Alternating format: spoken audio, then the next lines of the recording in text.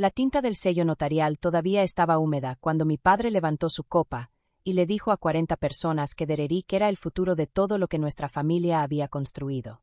Yo estaba junto a la chimenea en la sala de estar de mis padres, sosteniendo una copa de Cabernet que aún no había probado, observando a mi hermano absorber los aplausos como si fueran rayos de sol. Sonreía de esa manera que siempre sonríe cuando algo cae en su regazo, esa sonrisa amplia y fácil que pertenece a hombres que nunca han tenido que luchar por nada. Su esposa, a su lado con un vestido que costaba más que mi primer semestre de la Facultad de Derecho, le apretó el brazo y giró para enfrentar la sala como si ya estuviera recibiendo un premio. Mi padre dejó su copa y puso ambas manos sobre los hombros de mi hermano. Dijo que Dererick se había probado a sí mismo, que el legado de Calegua Construcción merecía permanecer en manos de alguien que comprendiera lo que significa construir algo desde cero. Dijo que transferirle la propiedad total de la empresa, los $12 millones completos, era lo correcto, lo único correcto. No me miró ni una sola vez. Tomé un sorbo lento de vino y observé a mi hermano estrechar manos con hombres que me habían visto crecer. Vi a mi madre secarse los ojos con una servilleta. Vi a mi tío Frank al otro lado de la sala cruzar mi mirada con una expresión que reconocí al instante. La mirada silenciosa y cuidadosa de alguien que sabe que se está cometiendo una injusticia y no tiene poder para detenerla. Le sonreí. No necesitaba que él lo detuviera. Antes de contar lo que hice después, déjame decirte esto. Mi nombre es Rachel y tengo 31 años. Soy abogada corporativa, especialista en fusiones, adquisiciones y reestructuración de deudas. Eso significa, en la práctica, que paso mis días desenredando la vida financiera de empresas en crisis. Sé exactamente cómo se ve un negocio fallido desde dentro, conozco los calendarios de deuda, las violaciones de convenios, y sé con precisión qué significa cuando un banco decide vender silenciosamente un préstamo a un tercero en lugar de ejecutar la garantía públicamente. Todo esto lo sabía hace 18 meses, cuando Calegua Construcción estaba a 6 semanas del colapso. Mi padre no vino a mí. Nunca vendría a mí. En cambio, hizo volar a Dererick desde Denver, lo sentó en la cabecera de la mesa de juntas y lo dejó demostrar su competencia durante 3 horas, mientras yo estaba en mi apartamento a 40 minutos, viendo cómo los registros públicos de la empresa se deterioraban en tiempo real. Dererick no tenía soluciones. Tenía encanto, confianza y un handicap de golf, y ofrecía los 3 a mi padre con gran entusiasmo. Mi padre le dio las gracias, pagó su hotel y lo mandó de regreso con su esposa. Luego me llamó el banco. No mi padre, yo. Porque 18 meses antes de esa noche en la sala, antes de los documentos de transferencia, los aplausos y la copa de vino que aún no había probado, yo había hecho algo que mi padre no sabía y que mi hermano no podría haber imaginado.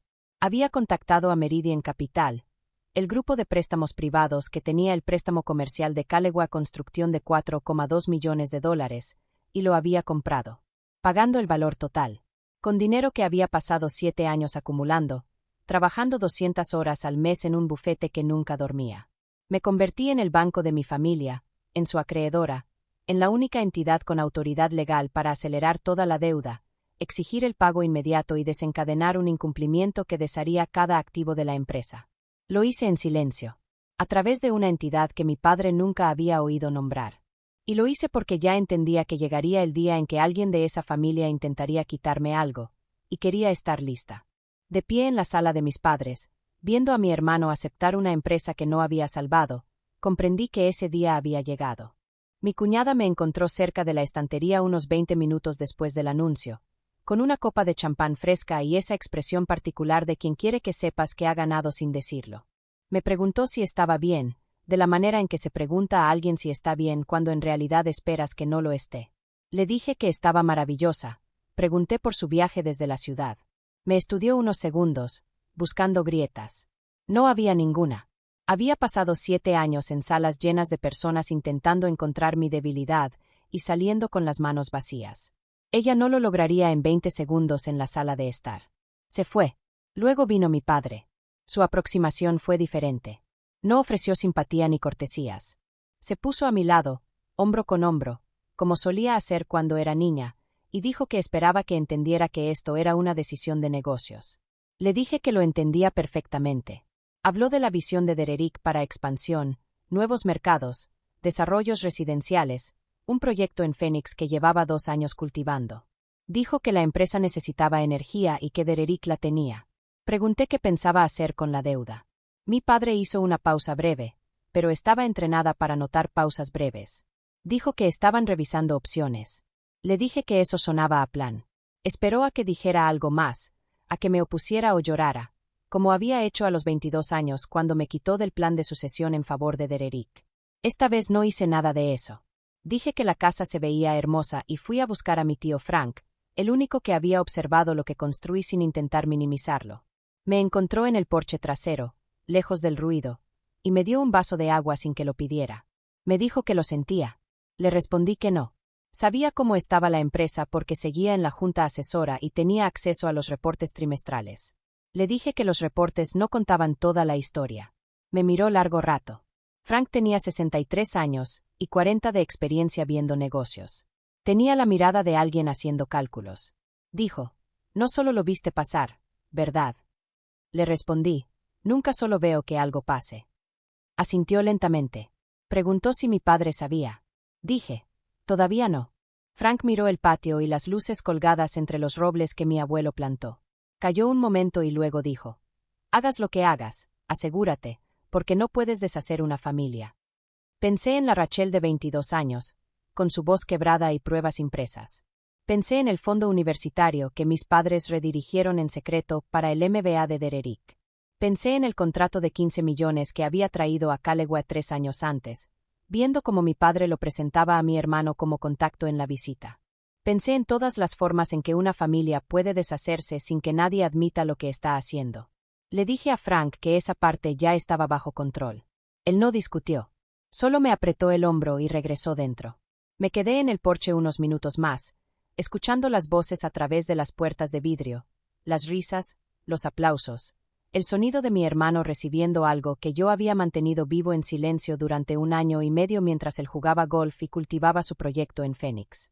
Pensé en eso. 3 semanas antes del anuncio de mi padre, encontré un nombre en un documento de diligencia para un cliente. No relacionado con mi familia, ni con Calewa, solo un desarrollador comercial mediano buscando expandirse en el suroeste, Garrison Properties. Su principal era Todd Garrison y, enterrado en las notas al pie de un informe de 12 páginas, había referencia a una investigación pendiente de la SEC sobre sobrevaloraciones usadas para atraer inversores. Guardé esa información y seguí. No era mi caso, hasta 2 días después, cuando encontré un mensaje en el teléfono de mi hermano. Garrison confirmado. Cierre Q1, mantener en secreto hasta la transferencia. Lo que planeaba mi hermano no era expansión. Era una venta. Iba a aceptar Calewa, mantenerla el tiempo mínimo legalmente seguro y venderla a Todd Garrison, un desarrollador bajo investigación activa de la SEC, obteniendo un beneficio limpio y dejando a los 230 empleados con lo que Garrison decidiera después. No estaba heredando el negocio familiar. Lo estaba liquidando y necesitaba que la transferencia de mi padre fuera limpia y final antes de que alguien mirara demasiado de cerca. Volví adentro. Tomé una segunda copa de vino, me coloqué cerca de la chimenea y vi a mi hermano moverse entre los invitados. Pensé en lo que mi padre había dicho, una decisión de negocios, una visión de Dererick. Pensé en lo que un acreedor puede hacer cuando la propiedad de la empresa cambia sin su consentimiento, como acababa de suceder. Porque los documentos de transferencia que firmó mi padre no mencionaban el préstamo pendiente de Meridian Capital, ahora mío, porque él no sabía que lo había comprado. Me quedé durante la cena, comí el salmón que mi madre había preparado, escuché a mi hermano dar su pequeño discurso sobre legado y visión, vi a su esposa filmar todo, le dije a mi padre que la comida estaba excelente, abracé a mi madre en la puerta y le dije que la casa estaba hermosa. Conduje 40 minutos hasta mi apartamento y llamé a mi abogada a las 9:53 de la noche de un viernes. Le dije que quería emitir un aviso de aceleración del préstamo de Calewa el lunes por la mañana. Me preguntó si estaba segura. Le dije que nunca había estado más segura de algo en mi vida profesional. Dijo que tendría los papeles listos para el domingo. El aviso llegó a la dirección registrada de Calewa el lunes a las 9:07 de la mañana, dirigido al propietario de registro, que desde hacía 48 horas era mi hermano. Le informaba que, según los términos del préstamo original, un cambio de propiedad sin consentimiento del acreedor constituía incumplimiento, y que el saldo completo de 4.200.000 pesos más intereses y penalizaciones era exigible en 30 días. Mi hermano me llamó a las 9:44. Dijo que debía haber un error. Le respondí, yo no cometo errores con los números. Era algo que me había escuchado decir años atrás, en el contexto de reconciliar las cuentas de los proyectos de la empresa. Se había reído entonces. Ahora no reía. Le dije que el aviso era correcto. Le dije que yo tenía el préstamo de Meridian Capital. Le dije que la transferencia de propiedad que él y mi padre habían ejecutado el viernes por la noche había activado automáticamente una cláusula de incumplimiento según la sección 9.3 del contrato de crédito original. Una cláusula que su abogado debería haber marcado antes de que alguien firmara cualquier cosa. Dijo que eso no era posible. Le dije que podía enviarle los documentos de cesión si quería revisarlos. Hubo un largo silencio. Podía oírlo respirar. Había estado en suficientes negociaciones para reconocer el sonido de alguien recalculando en tiempo real. Cuando aquello que pensaban sólido se convierte en agua bajo sus pies. ¿Qué quieres?, preguntó. Le dije que no quería nada. Que solo ejercía un derecho contractual como acreedora. Rachel, vamos. ¿Qué quieres?, insistió.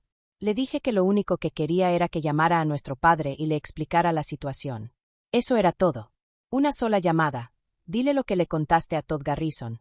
Cuéntale sobre la cola, sobre el cronograma de cierre. Explícale lo que planeabas hacer con la empresa que él acababa de firmar y hazlo antes de que yo envíe mi documentación a la junta asesora. Otro silencio, más largo esta vez. Dijo que yo no haría eso. Le dije que pensara bien en qué pruebas tenía para sostener esa creencia. Llamó a nuestro padre. Lo sé porque 2 horas después me llamó mi tío Frank, con esa voz baja y tranquila de quien está parado fuera de una habitación donde algo ruidoso está ocurriendo. Me dijo que mi padre estaba en su oficina con la puerta cerrada, y la voz de Dererick se escuchaba desde el pasillo. Dijo que mi madre estaba sentada en la cocina sin mirar a nadie. Frank me preguntó si quería ir. Le dije que estaría allí en 40 minutos. Cuando entré a la casa de mis padres, la versión de fiesta de la cena había desaparecido. El salmón, el champán, las luces fuertes, todo reemplazado por un martes ordinario. Café en la cocina, luces demasiado brillantes, el espacio sintiéndose más pequeño que el viernes. Mi padre estaba en la sala, sentado en su sillón junto a la ventana que siempre usaba para pensar, y parecía un hombre que había hecho mucho pensando. Mi hermano estaba en el sofá, sin mirarme al entrar. Mi padre me miró largo rato sin hablar. ¿Cuánto tiempo has tenido ese préstamo?, preguntó. 18 meses. ¿Por qué no me lo dijiste? ¿Por qué no me lo preguntaste?, dije. Porque cuando la empresa estaba a 6 semanas del incumplimiento, él hizo volar a Dererick desde Denver y no me llamó en absoluto. Porque pasé una década trabajando bajo la creencia de que mi participación en esta empresa era menos importante que la de mis hermanos, y dejé de esperar que eso cambiara. Simplemente empecé a trabajar con la realidad tal como existía. La mandíbula de mi padre se tensó. No es justo, dijo. Le respondí que llevaba 15 años pensando en la justicia y estaba genuinamente exhausta del tema. Mi hermano murmuró algo. Le pedí que repitiera. No lo hizo. ¿Qué piensas hacer?, preguntó mi padre. Reestructurar, dije. Estoy preparada para convertir el préstamo en capital, lo que daría a mi entidad control sobre Calegua Construcción. Cualquier venta de la empresa a Todd Garrison, o a cualquier otro requerirá mi consentimiento escrito como accionista mayoritaria. El equipo directivo permanecerá. Los 230 empleados conservarán sus puestos. El nombre Calegua seguirá en el edificio. Puse una carpeta sobre la mesa de café. Dentro, una propuesta de reestructuración de 12 páginas que escribí el fin de semana. Detrás, copia de los documentos de cesión que prueban que tengo el préstamo. Detrás, un extracto de la investigación de la SEC sobre Garrison Properties, la sección relevante resaltada en amarillo. Mi padre miró la carpeta. No la abrió. ¿Esto tiene que ver con el anuncio del viernes? ¿Con Dererick? No. Se trata de salvar la empresa que construiste durante 30 años de ser vendida a un desarrollador bajo investigación federal para un pago rápido antes de que nadie se diera cuenta. Eso es todo. Y si quieres pasar horas decidiendo si hice esto para castigar a mi hermano, es tu elección. Pero el reloj de 30 días de la aceleración ya corre. Mi padre miró a mi hermano. Mi hermano miró la alfombra. Mi padre abrió la carpeta. No habló durante mucho tiempo. Leyó la propuesta como solía leer contratos cuando yo era niña, despacio, volviendo atrás, releyendo secciones. Me había enseñado a nunca hojear algo que llevara mi nombre. Yo tenía 8 años cuando lo dijo y nunca lo olvidé. Mi hermano se levantó y fue a la cocina. Lo escuché hablar por teléfono, voz baja y controlada, llamando probablemente a su abogado, tal vez a Garrison. No importaba. El aviso de aceleración ya era público. Los asesores de Garrison lo encontrarían en 48 horas. Mi tío Frank me trajo café. No dijo nada, solo lo puso a mi lado y se sentó frente a mí, esperando. Mi padre terminó de leer, puso la carpeta en su regazo y me miró con una expresión que al principio no supe nombrar. No era ira, ni admiración. Era algo más viejo, más complejo. Era la mirada de un hombre reconociendo algo que había pasado por alto durante mucho tiempo. «Lo hiciste sola», dijo. «Sí», respondí. «Compraste ese préstamo sin decirle a nadie. Lo reestructuraste. Armaste la entidad. Gestionaste la documentación durante 18 meses. Y el viernes por la noche, en esta sala, no dijiste nada. Aprendí de ti que no se muestran las cartas en una fiesta», dije. Algo cruzó su rostro. Pensé que iba a intentar buscar la versión de los hechos donde yo era la agresora, donde el viernes había sido una decisión empresarial razonable que ahora estaba usando como arma. Lo vi buscarla, y luego la dejó. «Te debo una disculpa.